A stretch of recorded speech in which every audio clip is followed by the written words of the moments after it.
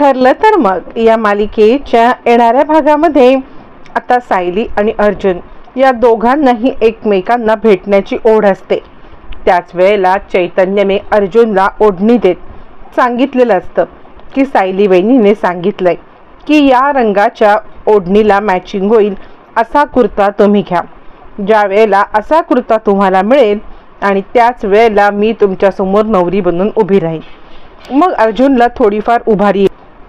मग इकडे रात्रीच्या वेळेला अर्जुन ज्या वेळेला मंदिरात येतो, योगायोगात इकडे आता सायली पण मंदिरात आलेली असते। दुसऱ्या दिवशी विधी चालू होणार असतात।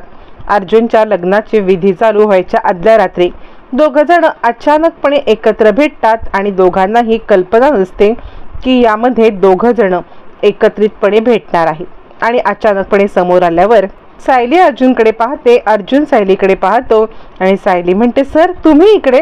यावरती अर्जुन सांगतो, हो, पण मला तुमच्याकडे डोळ्याला डोळे मिळवण्याची सुद्धा लाज वाटत आहे।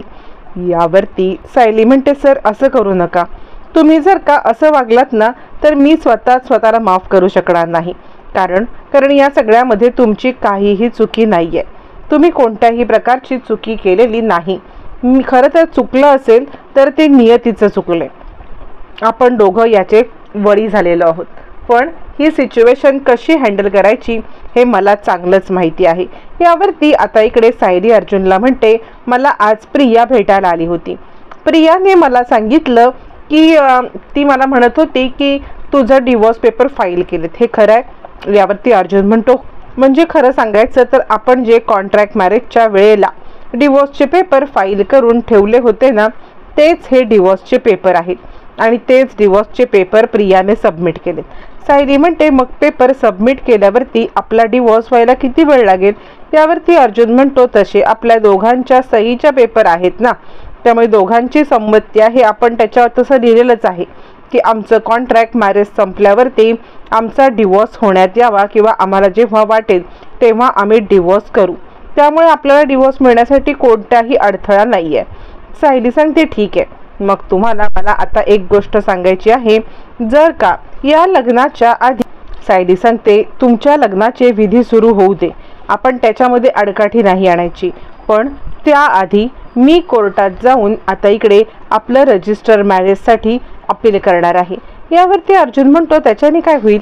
यावरती सायली सांगते, सर काळजी करू नका, कारण तुमच्यासोबत राहून इतकं सुद्धा मला समजलेलं आहे की ज्या वेळेला आता तिने डिवोर्स फाईल केल्यावरती ती ज्या वेळेला लग्नाला उभी राहील तेव्हा ती सांगू शकते ना की मी माझा अर्जुन सरांवरती प्रेम आहे, त्यांचा डिवोर्सचं हे झालंय म्हणून मी लग्न करते।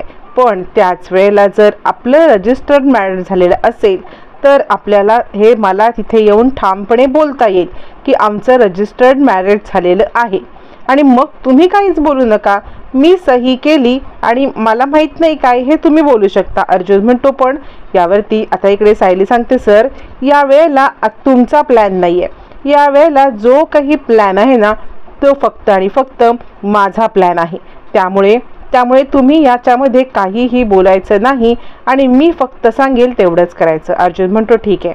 सायली सांगते, तुमचे उद्या विधी सुरू होणार आहेत, तुमचे विधी सुरू होतील, मेहंदी हळद हे सगळे सुरू होण्याच्या आधी तुम्ही थोडा वेळ काढून रजिस्ट्रार ऑफिसला या, तिथे मी तुम्हाला भेटेन, चैतन्य सर तुम्हाला प्लॅन सांगतील। सायली घरी येते, कुसुमला सांगते, कुसुमताई चल आपल्याला थोडी खरेदी करायची आहे। कुसुम म्हणते, खरेदी? अगं कसली खरेदी करतेस? यावरती सायली सांगायला लागते, चल थोडीफार मुंडावळ्या वगैरे खरेदी करायच्या। कुसुम म्हणते, काय? यावरती सायली सांगते, हो, मी आता इकडे चैतन्य सरांना पण बोलवले। चैतन्य बाहेर येतो आणि त्याला आता कुसुमताईला सांगतो, आपण दोघं जण मिळून यांचं आता लग्न ठरवायचं आहे।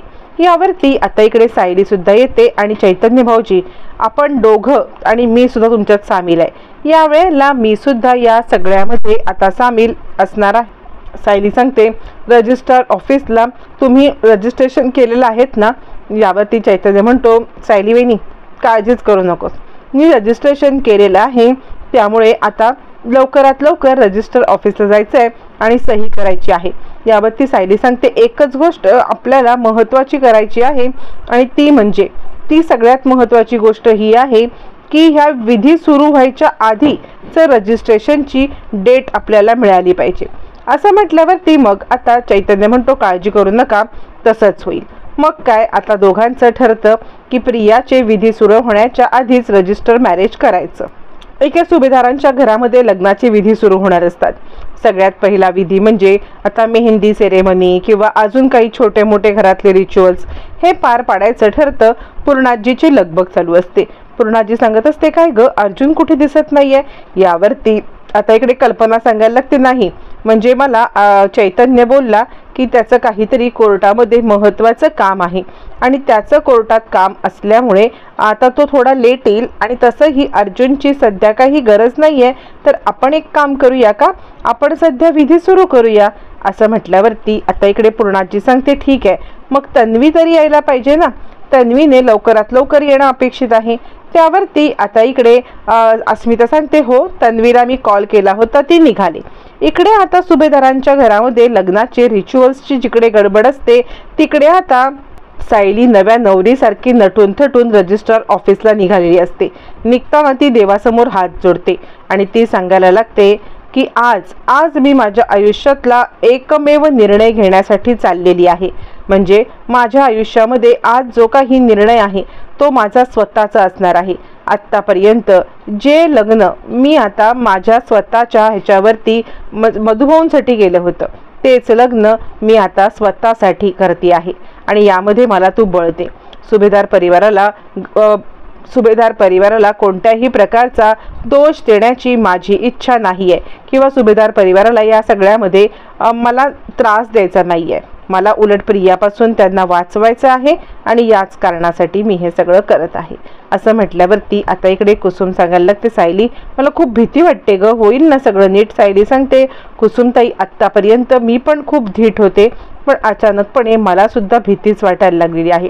तू काळजी करू नकोस, मी बघेन. असं म्हटल्यावरती कुसुम म्हणते, खरंच ग मला खूपच वाईट वाटते की ही प्रिया तुझ्या अर्जुन सरांवरती डोळा ठेवून आहे, पण मला देवावरती विश्वास आहे. असं म्हणत सायली सुद्धा थोडीशी भावूक होते आणि दोघी जणी तिकडून आता जायला निघतात. तोपर्यंत रजिस्ट्रार ऑफिसला रजिस्ट्रेशन ऑलरेडी नोंदवलेलं असतं आणि मग आता अर्जुन आणि इकडे सायली हे दोघं जण चैतन्याला घेऊन येतात. चैतन्य, अर्जुन आणि सायली यांचा आता दोघांचा साक्षीदार म्हणून तिकडे आलेला असतो, तरी पण अजून एक साक्षीदार असणं अपेक्षित असतं. इकडे आता रजिस्ट्रार सांगतात, चला दोघांकडून 2 साक्षीदार हवे आहेत आणि त्यामुळे लवकरात लवकर त्या 2 साक्षीदारांना तुम्ही घेऊन या. असं म्हटल्यावरती मग आता इकडे चैतन्य सांगतो, हो मी मुलाकडचा साक्षीदार आहे. मुलाकडचा साक्षीदार मी आणि मुलीकडचे साक्षीदार आता येतच आहे. दोघं जण लग्न करतात. आता इथे सायलीने खूप मोठी बाजी मारलेली असते, कारण सायलीने या सगळ्यामध्ये आता जे ठरवलेलं असतं तेच केलेलं असतं आणि आता रजिस्टर्ड मॅरेज कंप्लीट झालेलं असतं. तोपर्यंत कुसुमला यायला थोडासा वेळ होत असतो, कारण अर्जुनने सायलीला आधी बोलवलेलं असतं. मग या दोघांची सही करून होते.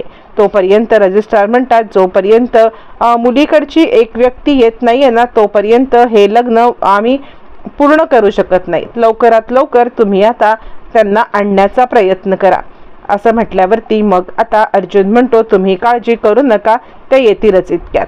तोपर्यंत इकडे कुसुम आलेली आहे. कुसुम सांगते, अर्जुन सर तुमचं लग्न झालं असलं तरी सुद्धा मी या सगळ्यामध्ये तुमची माफी मागू इच्छिते, कारण मी आत्तापर्यंत प्रत्येक वेळेला तुम्हाला गृहीत धरत आले, तुम्हाला खूप काही बोलले आणि खूप काही बोलून या सगळ्यामध्ये मी तुम्हाला अपमानच केला. पण आज मला कळते की सायलीचं तुमच्यावरती आणि तुमचं सायलीवरती जीवापाड प्रेम आहे आणि हे प्रेम कोणीही नाकारू शकत नाही.